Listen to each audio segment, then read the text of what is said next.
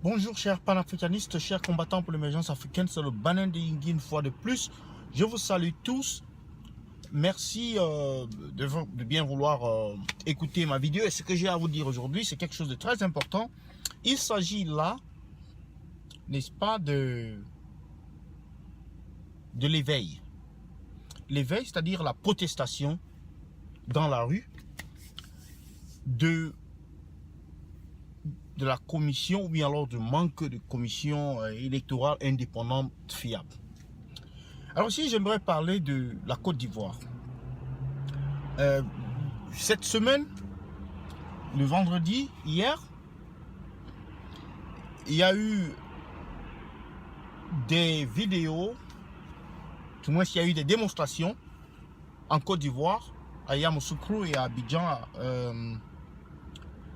où des jeunes sont descendus dans la rue de l'opposition principalement pour demander une commission électorale indépendante, fiable, juste et impartiale.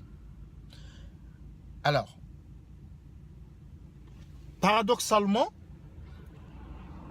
il se passe que ce dimanche, ils auront des élections sénatoriales.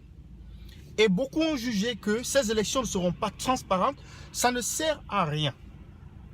Ça ne rime à rien. Et d'ailleurs, là-bas, ces élections sont boycottées. Ça ne rime à rien de se soumettre à un jeu ou à un cirque lorsqu'on connaît déjà les résultats. Parce que les cartes du jeu, c'est-à-dire les cartes du jeu, les règles du jeu, ne sont pas équitables. Il faut partir de là. Donc c'est un appel. Au Cameroun, les élections sénatoriales, c'est ce dimanche. Et également, c'est cette fin de semaine. Malheureusement, pour un pays où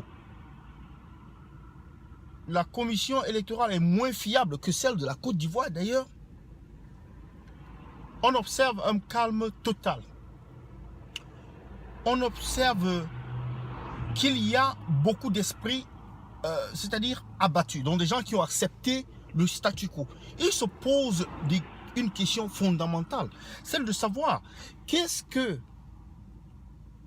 nous devons faire pour amener le changement positif dans ce pays. Est-ce qu'il faut continuer à jouer le jeu, c'est-à-dire aller dans ce cirque d'élections truquées, élections avec une commission électorale biaisée, une commission électorale qui est au service d'un seul individu ou d'un seul parti, ou il faut se battre pour mettre des institutions fortes avant d'ouvrir les portes au développement réel. Donc c'est la question fondamentale qu'on doit se poser en ce moment au Cameroun. En Côte d'Ivoire, ils sont sortis, ils sont allés dans la rue, tout comme au Cameroun. La police a essayé de les empêcher. Cela n'a pas stoppé, n'a pas arrêté les gens, n'a pas freiné les gens. Certes, ils ont freiné quelques gens, oui, mais des manifestations ont eu lieu et il y a des vidéos qui circulent un peu partout sur ce sujet. Donc, c'est pour rappeler à mes compatriotes que rien ne se donne gratuitement.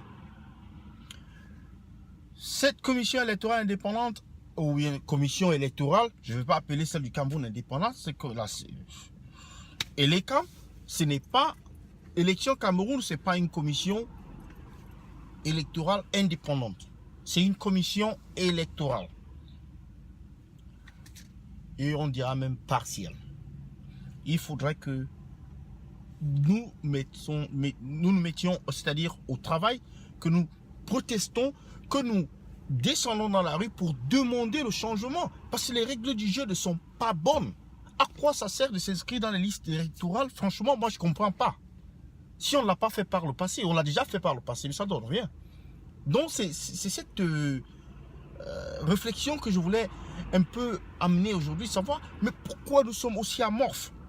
Pourquoi nous sommes aussi passifs? On va comme des bœufs à l'abattoir, comme du bétail, on nous traite comme du bétail. Donc je laisse cela à votre appréciation, j'attends vos commentaires, partagez la vidéo, aimez la vidéo et abonnez-vous.